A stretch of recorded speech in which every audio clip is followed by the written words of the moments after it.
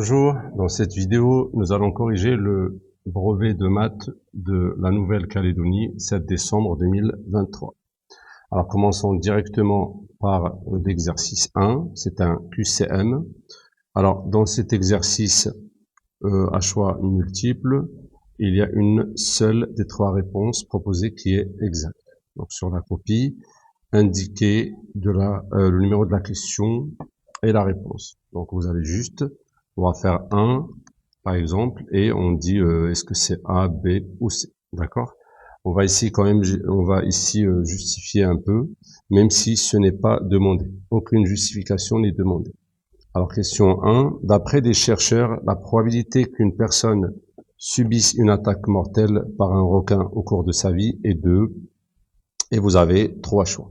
Alors, normalement, dans cette question, je n'ai aucune donnée pour savoir. Donc, ça doit être juste les valeurs proposées qui sont... je peux donc éliminer 2 valeurs. Donc, en regardant par exemple la deuxième valeur, je vois que c'est fois 10 puissance 0. Donc, c'est juste fois 1. Donc, la question B, c'est la proba, c'est 2,7. Dans la deuxième proba, c'est 2,7 puissance fois 10 puissance 7. Donc, c'est 2. 7 avec encore ces 0, c'est 27 millions. Et la première, c'est 0, il y a 7, 0, etc. Bon, quand je vois ces 3 choix-là, je peux facilement éliminer les 2, la B et la C. Pourquoi? Parce que tout simplement, ce sont des probabilités qui dépassent 1. On sait que la proba, elle est toujours... Alors, une probabilité est comprise entre 0 et 1. Ça ne peut pas dépasser 1. Donc, c'est facilement la réponse A. D'accord? Même si je n'ai pas de données, j'ai pu éliminer 2 réponses. Alors, deuxième question, c'est un calcul très simple. Moins 2 cinquièmes fois 7 quarts. Attention à la priorité de calcul. Donc, on ne fait pas, bien sûr, là, il vous donne 7 vingtièmes parce que on sait qu'il y a des élèves qui vont commencer par 3 moins 2, 1. Donc, ils vont dire c'est 1 cinquième ici. Fois 7 cinquièmes, et ça va donner 7 sur 20. C'est pas pour rien qu'il donne ça, c'est un piège, parce que il faut commencer par la multiplication. Donc ça va donner 14 ici, 2 fois 7, et 5 fois 4, c'est 20. Maintenant, je peux faire le même dénominateur. Ici, je multiplie par 4 pour avoir 20 en bas. 3 fois 4, c'est 12, donc moins 14 sur 20. Et ça se voit que c'est moins 2 sur 20. Ou en simplifiant, c'est moins 1 sur 10. Donc, c'est la réponse A. Alors attention, je répète, vous n'allez pas donner ça, vous allez juste dire par exemple comme ça, vous allez présenter les réponses comme ça. Vous allez dire 1, A, 2, A, etc. Ce n'est pas la peine de rajouter quoi que ce soit. D'accord? Alors, passons à la troisième question. Sur un site... Un pantalon est vendu 60 € au lieu de 80. Le pourcentage de réduction. Donc là, vous avez 2 méthodes. Soit vous allez dire combien on a réduit. Donc, lorsqu'on calcule la réduction, alors ça coûtait 80 moins le nouveau prix, ça fait 20 €. Alors 20 €, c'est le prix ou bien le montant réduit, le montant de réduction plutôt. Et donc, je n'ai qu'à diviser le montant réduit par rapport au prix initial, par rapport à 80. Et ça se voit que c'est le quart et c'est 25%. Si vous voulez, je fais fois 100 pour avoir le pourcentage. Ça va me donner après calcul 25%. Et c'est donc la réponse B. D'accord? C'est très simple. Sinon, une évolution, si vous voulez vous rappeler si vous voulez que je vous rappelle la formule, on fait toujours la valeur finale moins la valeur initiale sur la valeur initiale. Et vous faites fois 100. Donc là, on va faire 80 moins 60 divisé par 80 fois 100. C'est ce qui va nous donner les 25%. D'accord? Passons à la question 4. Alors, c'est un parallélogramme de centre E. Alors, ça veut dire que E, c'est le milieu des 2 diagonales, BD et AC. J'ai un codage qui montre que F est milieu de AB et que G est milieu de AD. Alors, l'homothétie de centre A qui transforme B en F. Alors, regardez bien, le centre c'est A et ça transforme B en F. D'accord? Donc, AE, bon, on sait que AE c'est le milieu de à C, parce qu'on veut savoir ici, déjà, est-ce que le rapport est 2? Est-ce que pour aller de B à F, le rapport est... Alors, je vous rappelle que le rapport, c'est toujours la distance entre le centre et l'image. Ça sera donc AF. Donc, on a dit que ça transforme B en F. Donc, l'image, c'est F. Et si vous voulez, le point initial, c'est TB. Donc, si on fait AF sur AB, ça va nous donner 1,5. Et c'est pas 2. Donc, ce n'est pas... Le rapport, c'est pas 2, c'est pas cette réponse. Est-ce qu'il va transformer... Alors, cette homothétie, est-ce qu'elle va transformer G en D ou bien C en E? Donc, ça se voit intuitivement parce que on peut dire ici, on peut remarquer que cette homothétie, ça rapproche le point du centre parce que le centre, c'est A et l'image de B, ça devient F. Ça se rapproche de A. Alors ici, par exemple, G, l'image, ils disent que c'est D. Non, parce que l'image de G, on voit que avec A, donc avec cette même homothétie, l'image de D, ça va être G et pas le contraire. Et donc l'image de C va être E. Donc ça se voit que c'est la réponse C. Comment on peut le justifier? Donc en disant ça, mais on vous demande pas de justifier. D'accord? Parce que ici, comme j'ai dit, c'est 1,5 le rapport et non pas 2. Parce que ici, pour que D soit l'image de G, comme ils disent, ou bien pour que G se transforme en D, il faut que cette homothétie ait le coefficient ou le rapport 2 et non pas 1,5. Comme ça multiplie par 2. Alors, la médiane de cette série est très simple. Vous savez que pour faire la médiane, il faut mettre les valeurs dans l'ordre. Je vais les mettre dans l'ordre. Ou sinon, je compte rapidement. J'ai 2, 4, 6, 8. Donc, j'ai 9 valeurs. On a vu que quand on a donc impair, on fait 9 plus 1. On rajoute 1 et on divise par 2, ça fait 5. Ce n'est pas la médiane, attention.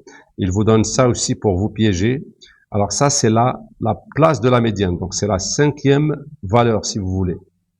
Alors maintenant, je dois aller compter les valeurs de la plus petite à la plus grande, et la 5e, ça sera la médiane. Donc la plus petite, c'est 5, voilà, 1, 2, après 5, il y a 8, après 8, il y a 10, et après 10, il y a 11. Donc je suis arrivé à la 5e valeur qui est 11, donc c'est le choix ou la réponse C.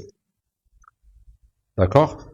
Voilà, donc c'est tout pour l'exercice 1. Nous allons passer à l'exercice 2. On voit, est-ce qu'il y a 2 parties? Non, il n'y a que ce que vous voyez. Alors, dans cet exercice, alors José, un agriculteur vivant dans la commune du Mont d'Or, veut préparer des paniers de légumes bio pour ses clients. Il a déjà récolté 39 salades, 78 carottes et 51 aubergines. Il veut que tous les paniers aient la même composition et utiliser tous les légumes. Donc, il veut mettre tous les légumes qu'il a dans des paniers et il veut tout utiliser et avoir des paniers identiques. La décomposition de 39, bon, il nous la donne. Et on veut décomposer. Alors, on a la décomposition de 39. Alors, A, décomposer 78. Vous avez ça dans votre calculatrice. Ou sinon, vous faites, bien sûr, les étapes. Donc ça, ici, ça va donner 39 fois 2. Et 39, puisque vous l'avez déjà, donc c'est 3 fois 13 fois 2.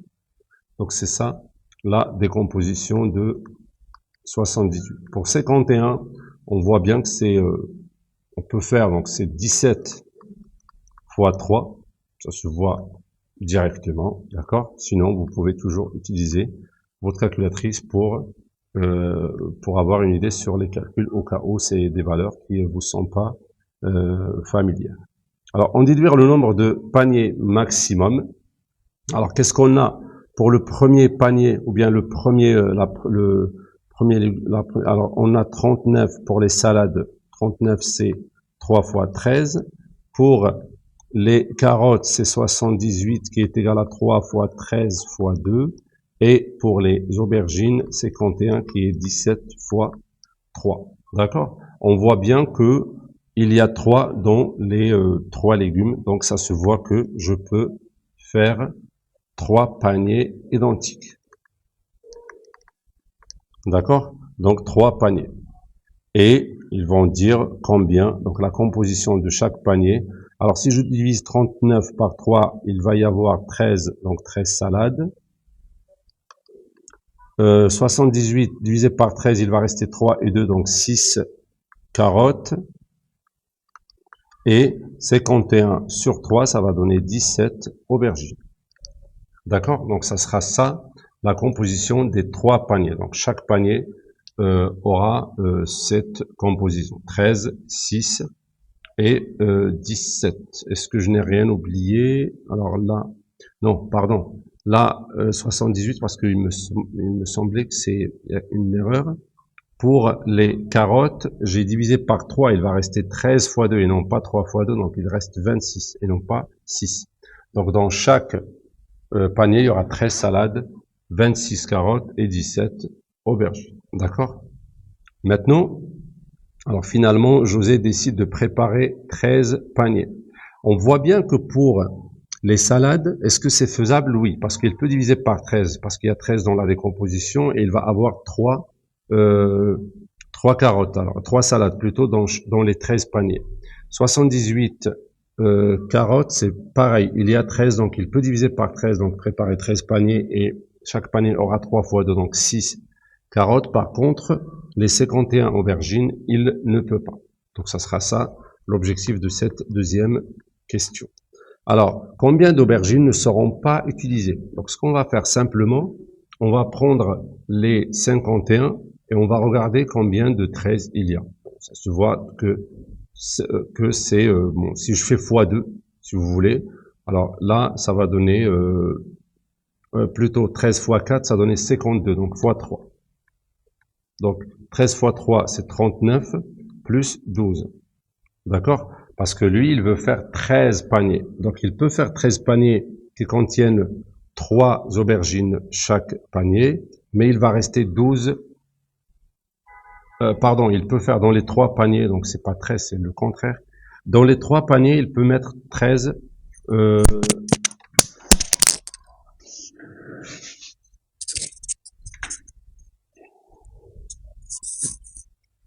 Pardon, donc dans les 3 paniers, il peut mettre 13 aubergines. Mais il va lui rester 12 aubergines parce qu'il peut pas les utiliser. D'accord? Donc voilà, ce qu'il va lui rester, c'est 12. Donc il va rester 12 aubergines. Donc c'est ça qui va rester. Ça, c'est le reste. Pour la B, combien doit-il cueillir au minimum d'aubergines supplémentaires pour pouvoir toutes les utiliser? Ben, c'est une seule, puisqu'il a déjà 12, il lui faut juste une pour les mettre dans un autre panier. D'accord? Donc, chacun des 13 paniers aura 3, 6 et 3 aubergines. Il va rester 12, et on a dit qu'avec une seule aubergine, une autre, ça va lui permettre d'avoir 52 aubergines, et 52, c'est bien 13 fois 4. Donc, il peut bien avoir, dans les 13 paniers, il peut bien avoir 4 aubergines chacun. D'accord? Alors, 3. José souhaite maintenant que ces 13 paniers contiennent également des tomates. Donc, il va rajouter des tomates. Il estime qu'il en a entre 110 et 125. D'accord? Qui sont prêtes à être récoltées. Donc, il veut savoir combien il doit cueillir au maximum pour éviter les pertes. Pour que ça n'arrive pas aux tomates comme ce qui est arrivé pour les aubergines. Parce qu'avec 51, on aura quand même du reste si on veut faire 13 paniers. Donc, on a rajouté une aubergine. Maintenant, il a 110, entre 110 et 125. Qu'est-ce qu'il faut chercher? Ben, il faut chercher tout simplement, parce qu'avec 13 paniers, il faut chercher les multiples de 13, tout simplement. Les multiples de 13, c'est comme ça, donc 39, 52, 65, 78, 91, plus 13, c'est 104, 117, 130. Alors déjà, il a entre 110 et 125. On a quoi? On a que cette valeur-là, qui est multiple de 13 et qui est comprise entre 110 et 125. Donc ce qu'il doit récolter, ou bien ce qu'il doit cueillir, c'est les 117 tomates. Comme ça, il aura 117 fois, parce que 117, c'est finalement égal à 13 fois 9. D'accord? Donc, Il aura, avec ça, avec les 117 tomates, il aura donc 13 paniers qui contiennent chacun, si vous voulez un petit résumé, qui contiennent donc 13, donc 3 salades, 6 carottes, 3 salades, 6 carottes, 3 aubergines, ou plutôt maintenant 4, parce qu'on a déjà rectifié pour les aubergines, et 9 tomates, parce que les 117 divisé par les 13 paniers, ça donnera 9 tomates. Voilà, donc c'est un exercice où nous avons utilisé la décomposition, bon, un peu d'arithmétique, bon, partout. Donc il n'y a pas autre chose à part ça. C'est quand même un exercice facile sur 18 points. Alors passons à l'exercice suivant, exercice 3. Mathieu souhaite isoler la toiture de sa maison. Il compte utiliser de la laine de roche pour le toit de sa terrasse et de la ouate de cellulose pour le toit de la partie habitable. Donc la partie habitable, elle est là, et le toit de la terrasse est là. Pour savoir quelle quantité de matériaux acheter, il doit effectuer des calculs, bien sûr. Il a noté sur un plan de sa maison ci-dessous, alors vu de profil, toutes les mesures qu'il connaît. Donc le plan n'est pas à l'échelle, bien sûr. Donc là, on a toutes les mesures, on voit tout, tout est marqué. Avec AC 2,5, c'est déjà marqué. Je vous conseille toujours de mettre les valeurs comme ça sur la figure. AB, c'est égal à 8. BD égale à 4,3. C'est déjà marqué. Et l'angle EFD, il fait 30 degrés. Les points DEB sont alignés, ainsi que AB et G. Bon, toutes les données sont sur la figure. Pas besoin de relire le texte. Maintenant, première question. Justifier que DE c'est égal à 1,8. Alors DE, comment est-ce que je fais? C'est simple. DE, ce n'est que BD. C'est toute la BD moins EB. Donc c'est BD moins EB. Pour BD, c'est égal à 4,3. Et pour EB, c'est la même chose que AC. D'accord? Parce qu'il y a le codage qui nous montre ça. Donc moins 2,5. Vous pouvez encore dire ici c'est BD moins AC, si vous voulez. Et cela donne 1,8. C'est en mètres, bien sûr. Alors, deuxième question. Montrer que la longueur DF, alors cette longueur-là du toit de terrasse est égale à 3,6 mètres. Alors, qu'est-ce qu'on peut faire ici? On peut utiliser la trigonométrie, parce que j'ai un triangle rectangle, j'ai un angle, EF, est-ce que je l'ai pas, mais j'ai DE, je viens de calculer, donc c'est suffisant. Alors, je vois que dans le triangle DEF, j'ai un angle, j'ai le côté opposé, DE, je viens de le calculer, et moi, je cherche DF qui est l'hypoténuse. Alors, je pense à sinus. Il faut dire sinus de 30 degrés est égal à l'opposé qui est 2E divisé par l'hypoténuse qui est DF. Et ça veut dire que sinus de 30 degrés est égal à 1,8 divisé par DF. Donc, on fait l'égalité de produit en croix et on aura que DF est égal à 1,8 sur sinus 30 degrés. D'accord? Je fais donc le calcul. Alors est-ce que j'ai tout bien fait? Donc DE divisé par DF, bien sûr. Donc DF, c'est DE, ou bien 1,8 sur sinus 30. Et cela donne, donc après calcul dans ma calculatrice, ça donne 3,6. On peut même faire mentalement, parce que sinus 30 c'est 1,5. Donc divisé par 1,5, ça revient à multiplier par 2. Et 1,8 fois 2, c'est 3,6. D'accord? Alors, passons à la question 3.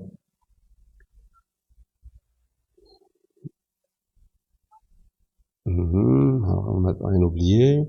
Alors, on considère que le toit de la terrasse est rectangle de longueur 12. Donc, on voit que le toit de la terrasse est un rectangle de longueur 12 et de largeur, oui. Un rouleau de laine de roche couvre 6 mètres carrés. Très bien. Déterminer le nombre de rouleaux de laine de roche. Donc, il faut savoir, bien sûr, la surface du toit de la terrasse pour pouvoir savoir combien de rouleaux j'en ai besoin. D'accord? Donc, on va calculer l'aire de ce toit. Donc, c'est un rectangle, donc c'est longueur fois largeur. Il faut faire l'aire du toit, c'est égal à 12 fois 3,6, c'est longueur fois largeur d'après les données. Cela me donne 43,2 mètres carrés. Après, tout calcul fait. D'accord? Maintenant, on n'a qu'à diviser, parce que un rouleau, si vous voulez, c'est la règle de 3, comme vous l'aimez l'appeler, parce que un rouleau couvre 6 mètres carrés. Alors, combien va couvrir les 43,2? Ça me donne donc ça fois ça sur ça. Donc il faut faire 43,2 sur 6. Cela nous donne 7,2. Donc il faut combien de rouleaux? Bon, 7 et un peu, donc forcément 8 rouleaux. D'accord? Voilà, c'est 8 rouleaux qu'il nous faut.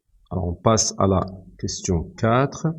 Montrer que la longueur CD du toit est égale à 8,2. Alors CD, c'est cette longueur-là. Comment est-ce que on peut faire pour CD? Alors, vous voyez bien que CD, ça appartient au triangle CDE, bon, qui n'est pas tracé, mais je peux toujours le tracer. Voilà, donc ça à peu près, ça, et puis voilà. C'est toujours bien de faire des figures comme ça sur votre copie. Vous allez toujours la garder, donc vous pouvez faire le brouillon sur le copie de l'épreuve. La copie de l'épreuve, pardon. Alors, ici, alors pour 4, bon, je peux répondre ici. On veut CD, donc c'est le théorème de Pythagore. Pourquoi? Parce que CE gelé, ça fait 8, et DE gelé, c'est déjà calculé, et donc d'après le théorème de Pythagore. Donc on va d'abord énoncer que CDE est rectangle en E, donc d'après le théorème de Pythagore, j'écris rapidement, hein, je vous donne juste les éléments de réponse, je vous laisserai le soin de bien écrire, de bien rédiger vos réponses, vous avez le temps suffisant. Alors, ça sera l'hypoténuse au carré est égal à CE au carré plus ED au carré, ou DE au carré. Je remplace.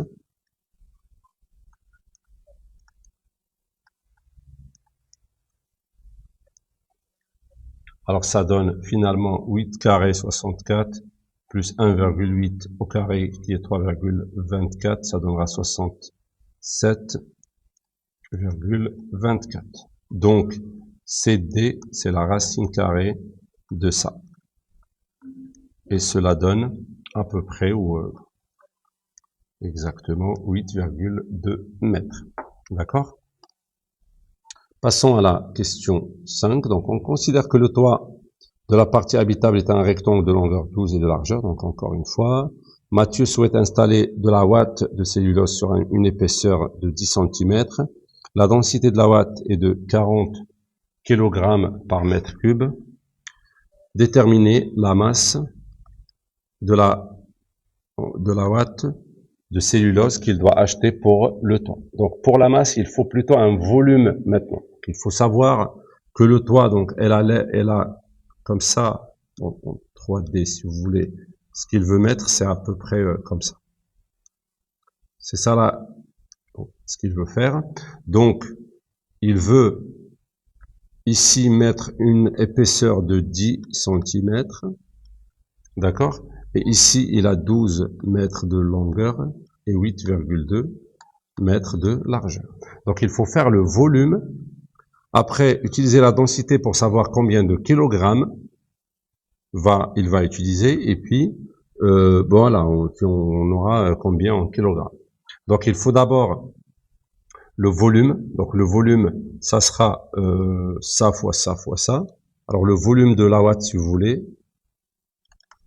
Ça va être 8,2 fois 12 fois 10 fois l'épaisseur. Ça forme un pavé droit.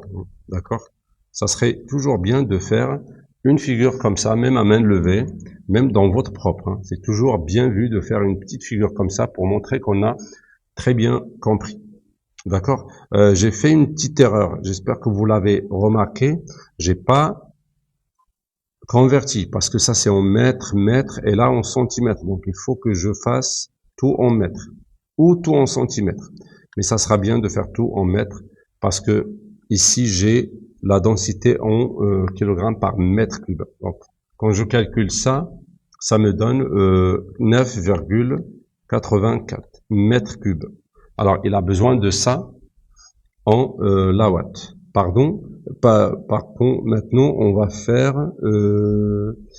on va faire 9,84 fois la densité fois 40 parce que il a ça en mètres cubes et chaque mètre cube il pèse 40 kg. Donc je fais fois 40 et j'aurai donc 393,6 kg. D'accord? Des fois, ils disent aussi, ils partent jusqu'à demander le prix.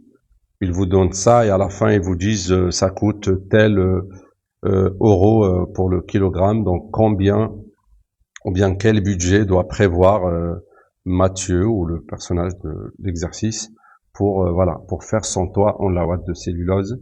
Et là, vous faites le même calcul et vous rajoutez l'étape de multiplication de la quantité ou de la masse en kilogrammes par le prix en euros.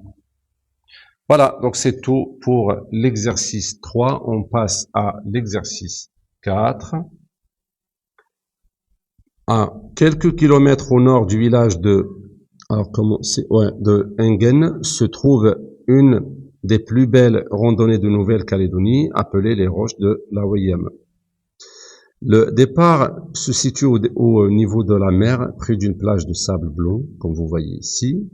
Toujours quand vous commencez à lire le texte, regardez en même temps la figure pour gagner du temps.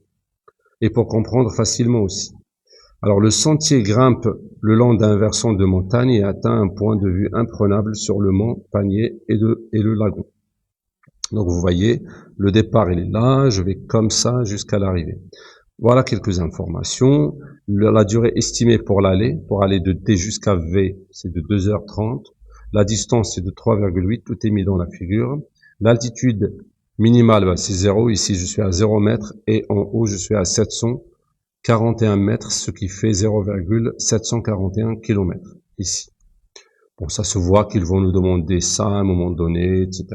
On considère que la pente de la montagne est rectiligne. Rectiligne, ça veut dire qu'il n'y a pas de... elle est droite. C'est comme ça, il n'y a pas de courbature. Il n'y a pas de courbure, pardon. Ça fait pas comme ça fait direct. On a schématisé le parcours, comme vous voyez, donc de D jusqu'à V ici. Les points DNM sont alignés, donc je sens qu'il y a un Thalès à utiliser. Il nous prépare déjà les conditions de théorème de Thalès. Est-ce qu'il y a d'autres questions? Non, il n'y a que ça. Alors Fabienne s'est engagée sur ce parcours en partant du point D. Au bout de 2 heures, elle arrive au panneau P ici. Bon, elle arrive là et elle a parcouru 3 km. C'est déjà marqué sur la figure. Justifier que PN et VM sont parallèles, ça se voit. PN est parallèle à VM car elles sont perpendiculaires à la même droite. Quelle droite? C'est la droite DM, si vous voulez, d'après le codage. D'accord? Vous voyez le codage ici. Donc elles sont pas perpendiculaires à la même droite. Donc, elles sont parallèles. Faites bien attention de bien écrire et ne pas faire comme moi. Donc, vous dites PN et VM sont parallèles car les deux droites sont perpendiculaires à la même droite DM d'après le codage. Ça sera complet comme réponse. 2. Alors, déterminer la distance PN. Qu'est-ce qu'on peut faire pour déterminer PN? Je vois que j'ai bien les conditions de Thalès. J'ai l'alignement. Donc, D, N et M sont alignés. Ainsi que, si vous voulez, ne pas éviter la répétition, donc ainsi que D P et V. Après, j'ai le parallélisme. J'ai Pn parallèle à Vm. Donc, d'après le théorème de Thalès, et j'écris la formule, ou bien les rapports. Donc, dn sur dm est égal à dp sur dv est égal à pn sur vm. Et je remplace toutes les valeurs. Donc, dn et dm, je les ai pas et je les veux pas non plus. Alors, dp, c'est 3 sur dv, c'est 3,8 égale pn qu'on est en train de chercher sur Vm qui est 0,741. Et donc, j'aurai Pn, c'est égal, d'après le produit en croix, 3 fois 0,741, divisé par 3,8, et ça me donnera le résultat qui est 500, ou bien 0,585. D'accord? Donc moi j'ai tout gardé. Après, qu'est-ce qu'ils veulent? Oui, ils n'ont pas imposé d'unité, donc je peux donner en kilomètres, ou en faisant fois 1000, je peux donner en mètres. D'accord? Alors parce que là j'ai tout utilisé en mètres. Voilà. Maintenant, 3. À quelle vitesse moyenne a-t-elle parcouru le trajet? Donc on sait que la vitesse c'est la distance sur la durée, sur le temps. D'accord? Et la vitesse, ou bien la durée, la distance qu'elle a parcourue, c'est 3 km. Elle a fait ça en 2 heures. Donc sur 2, et cela fait 1,5 km par heure. C'est très simple. Si je fais 3 km en 2 heures, c'est que j'ai fait 1 km par heure. C'était ça, donc ma vitesse. Donc à quelle vitesse? C'est bon. Sur la fin du parcours PV, Fabienne marche à une vitesse moyenne de 1,2. Donc de P à V, elle va marcher maintenant à cette vitesse. On rappelle que la durée de l'aller simple est estimée à 2,30. Est-ce qu'elle a dépassé? Très très simple. On sait qu'elle a mis 2 heures pour aller de D à P. Donc normalement, elle lui reste 30 minutes. D'accord? Elle lui reste 30 minutes pour arriver. Mais elle a marché à cette vitesse. Alors 1,2 km par heure. Et elle a fait, bon, vous pouvez faire une règle de 3 si vous voulez, 1,2 ça correspond à 1 heure. Ça c'est d'après la vitesse par laquelle elle a marché. Mais elle a PV. Alors on doit calculer PV. Est-ce qu'on l'a? Ben on l'a parce que PV ce n'est que 3,8 moins, c'est 3,8 moins 3, ça fait 0,8. Ce serait bien de rédiger tout ça. Alors, si je fais ça en 1 heure, elle fera combien? Ou bien elle fera 0,8 km en combien de temps? Et je fais mon calcul. Ça sera 0,8 sur 1,2. Ça sera 0,8 fois 1 sur 1,2. Et cela donne 0,8 sur 1,2. Ça donnera 2 tiers, si vous voulez. Et on peut faire fois 60, si vous voulez, pour avoir ça en minutes. On peut faire, pourquoi pas rajouter fois 60 pour avoir directement en minutes. On aura 40 minutes pile. En calculant donc 0,8 sur 1,2 et en faisant fois 60, j'aurai 40 minutes. Et donc je fais ma conclusion. Elle a donc mis 2 heures plus 40 minutes. Donc elle a dépassé cette durée de 10 minutes parce que la durée estimée est de 2 heures 30 minutes. Donc très simple comme exercice. Voilà, c'est tout. On passe à l'avant-dernier. Oui, il y a 6 exercices dans ce brevet. L'année dernière, je crois que c'est le seul où il y avait 6. Généralement, il y avait que 5 exercices chacun, mais vous voyez, les exercices sont quand même simples. Donc c'est quand même pas long. C'est très gérable au niveau de la durée de l'épreuve. Alors passons à l'exercice 5 qui tourne autour des fonctions. Donc des fois, ici, vous remarquez qu'ils ont donné le thème de l'exercice. Bon, c'est pas obligatoire, mais dans ce sujet, ils ont choisi de vous donner le thème autour duquel tourne l'exercice. Alors, la fonction f dans la représentation graphique est en annexe. On voit bien qu'il y a une annexe où on a une fonction avec ici un tableau. Alors, est-elle une fonction affine? Ben non, bien sûr, car ce n'est pas une droite.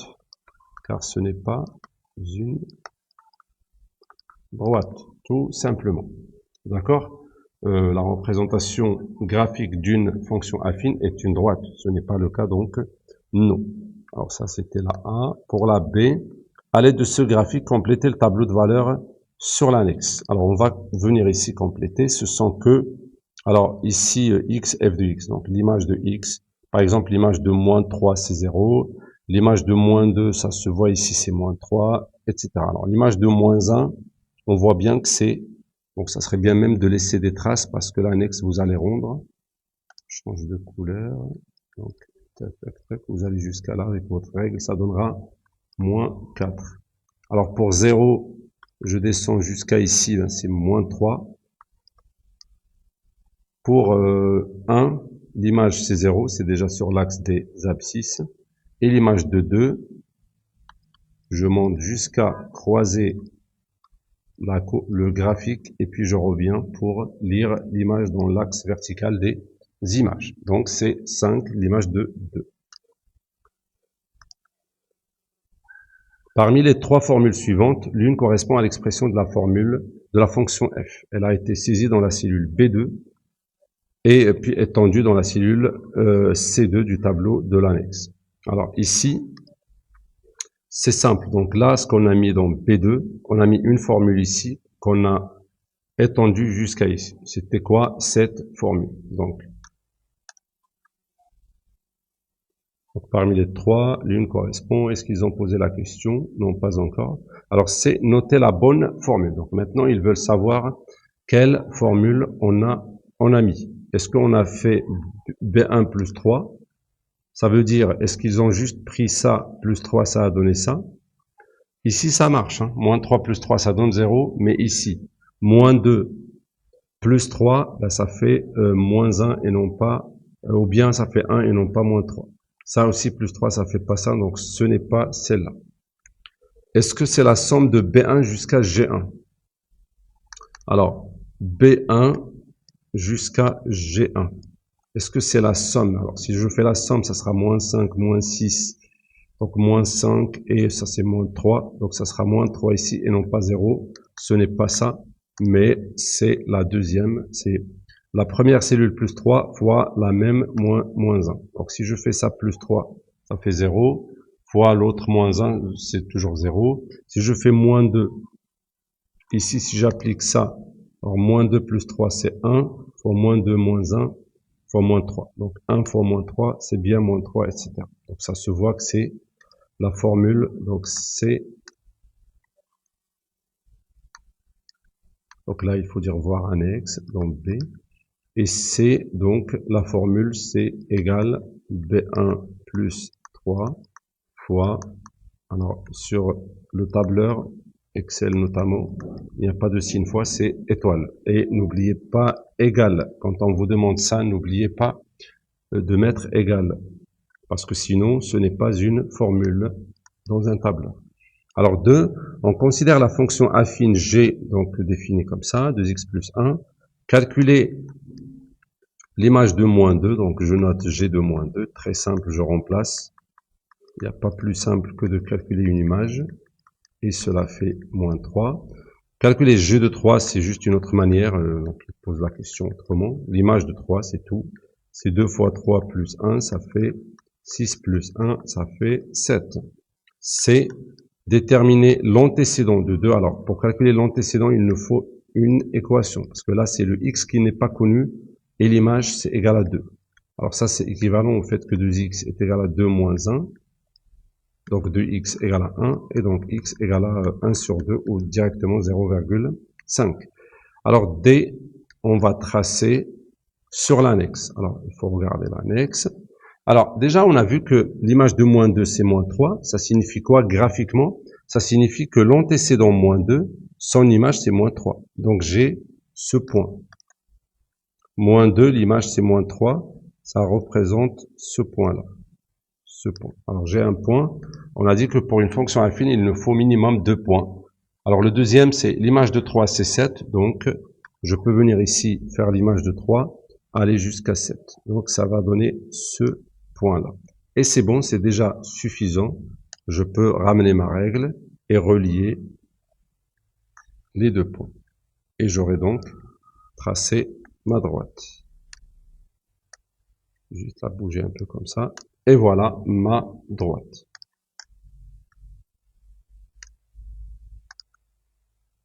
Alors, c'est bon, on arrive à la question 3.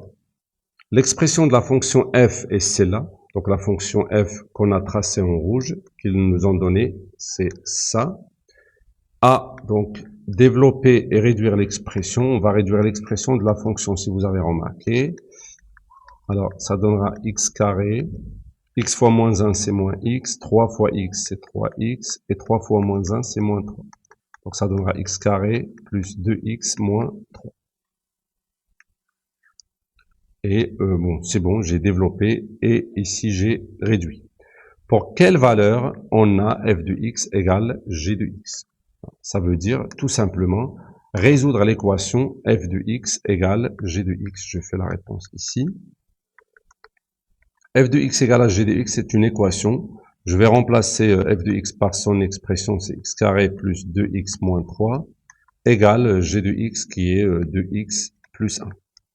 D'accord? Alors, ce que je peux faire ici, donc vous voyez bien que c'est une fonction second degré, oui, mais comme on a dit dans le cours, si vous voyez en troisième une équation de second degré, c'est qu'elle est obligatoirement factorisable pour avoir finalement une équation sous forme d'un produit qui est nul. Alors, je mets tous les x ou bien même tout à gauche. Ça sera comme ça, moins 3. Je ramène les deux x à gauche et je ramène le 1. Ça donnera donc x carré. Alors les deux x, je vois que ça part. Et moins 3 moins 1, c'est moins 4, égal à 0. Donc ça, je peux factoriser, c'est un... Alors x carré moins 2 au carré égale à 0. Et c'est une identité remarquable. C'est x moins 2 fois x plus 2 égale à 0. Donc soit x moins 2 est nul, soit x plus 2 est nul. Vous vous rappelez? Donc ça fait x égale à 2, première solution, ou bien x égale à moins 2, deuxième solution. Donc les valeurs pour lesquelles f de x égale à g de x, ce sont 2 et moins 2. N'oubliez pas de mettre la phrase réponse à la fin, d'accord, pour avoir votre note complète. Donc je vous rappelle très rapidement que dans le barème de correction, il y a des choses que des fois vous ignorez dans la rédaction. Alors, comme le brevet quand même est sur 100 points, donc là, comme vous voyez, 20 points, c'est quand même très large. C'est donc par exemple, donc calculer G de 3, ça peut avoir facilement 3 points. Mais les 3 points, tellement c'est grand, on va les détailler dans la correction. Donc on va voir, on va dans le barème dire est-ce que l'élève a bien noté G de 3, est-ce qu'elle a bien posé les étapes de calcul, est-ce qu'il a fait ça, est-ce qu'il a fait ça. D'accord? Par exemple, quand je pose la question sous forme d'une phrase, calculer l'image, je veux bien avoir une phrase réponse à la fin. L'image de moins 2 est. Ici, par exemple, je l'ai pas mis. Il faut à la fin dire, donc l'image de moins 2 est moins 3. Vous voyez, c'est des choses qui peuvent vous pénaliser, alors que vous croyez que vous avez très bien passé. D'accord? Donc faites attention à toutes les étapes de rédaction quand vous rédigez vos réponses. Voilà, donc on passe au dernier exercice de ce brevet. Donc je regarde ce qu'il y a. Oui, il y a cette deuxième partie de l'exercice. Alors ici, un hexagone, c'est un polygone à 6 côtés, comme vous voyez, régulier, c'est-à-dire que les côtés sont égaux, les angles égaux aussi, donc il y a 6 angles égaux, est un polygone à 6 côtés de même longueur, et dont tous les longueurs mesurent, les angles, pardon, mesurent 160, 120. Les hexagones réguliers se retrouvent fréquemment dans la nature, notamment dans les ruches d'abeilles, comme vous le savez, je crois. Alors, 1, calculer la mesure de l'angle XBC. Donc, XBC, bon, ici, XBC. Très simple. C'est quoi XBC? Alors, l'angle XBC, bon, ça se voit que c'est un angle de 180 moins 120. On fait juste comme ça, et ça donne 60 degrés Celsius. Pardon, 60 degrés. Ce n'est pas une température, c'est un angle. B, alors, bon, les points sont, ouais, c'est très important. Ici, par exemple, ça serait très bien de rajouter ça. Les points A, B, X sont alignés, donc, comme ça, on sait que c'est 180, sinon, ça aurait pas été un angle plat. D'accord? Alors, sur l'annexe, complétez les deux informations manquantes du bloc hexagone pour qu'il trace un hexagone régulier. Donc là, on est où? Ah, je n'ai pas mis l'annexe.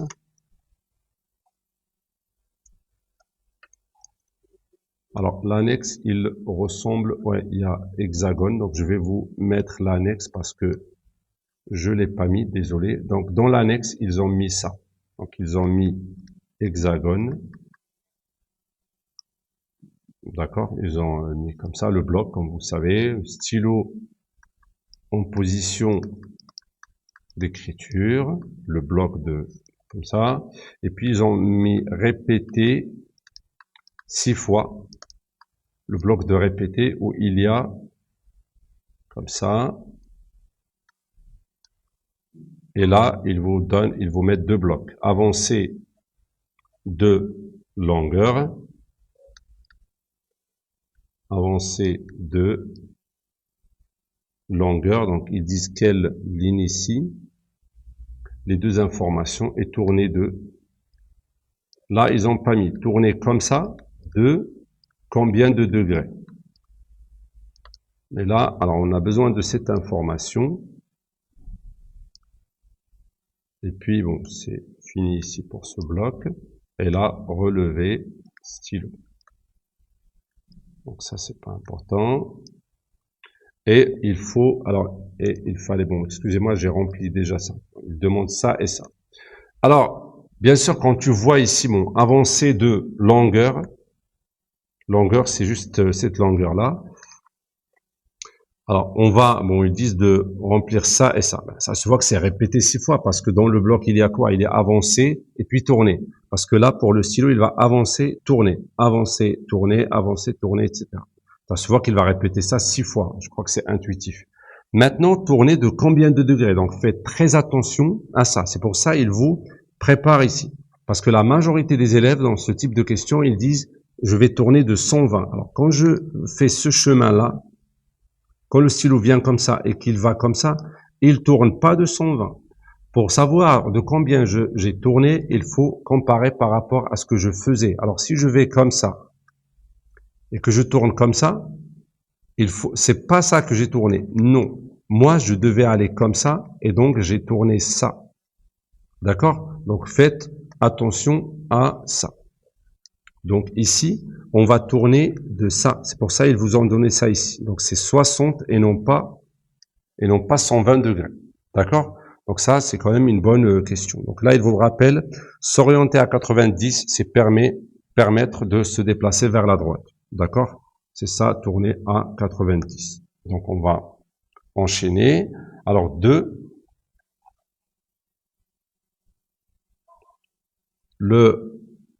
On considère le script ci-contre qui utilise le bloc hexagone, donc qu'on vient d'effectuer. Maintenant, on va l'utiliser pour tracer des figures comme ça. Combien d'hexagones réguliers ce script a ou bien trace-t-il? Alors, c'est la question 2. Alors, vous voyez que ce script, il va répéter hexagone 5 fois. Donc, bien sûr, il va nous tracer 5 hexagones. Et on voit qu'ici, il y a 5, 1, 2, 3, 4, 5. Bon, il y a 5 partout. Après, on va voir dans les questions ce qu'ils vont nous demander. Maintenant, quelle est la longueur des côtés du premier hexagone régulier tracé? Ça. Les côtés de ce premier hexagone, ça fait combien? Et comment on peut savoir? Donc là, ça se voit qu'ils ont mis longueur à 32, donc c'est très clair. Donc ça se voit que c'est 32. Donc c'est 32.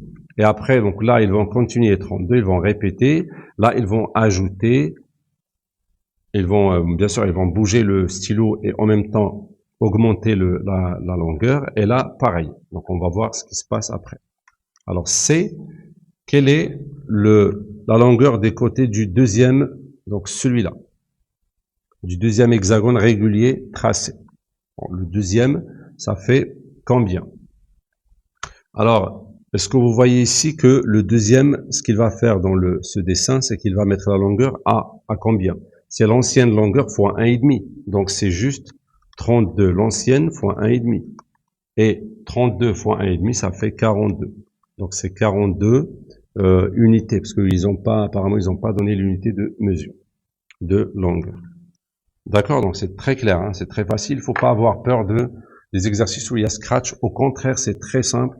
Et il y a aussi l'avantage de la rédaction. On rédige pas trop, il n'y a pas beaucoup de choses à dire. C'est juste, si on a compris, on met la réponse. Parmi les dessins ci-dessous, le script, lequel correspond à ce script.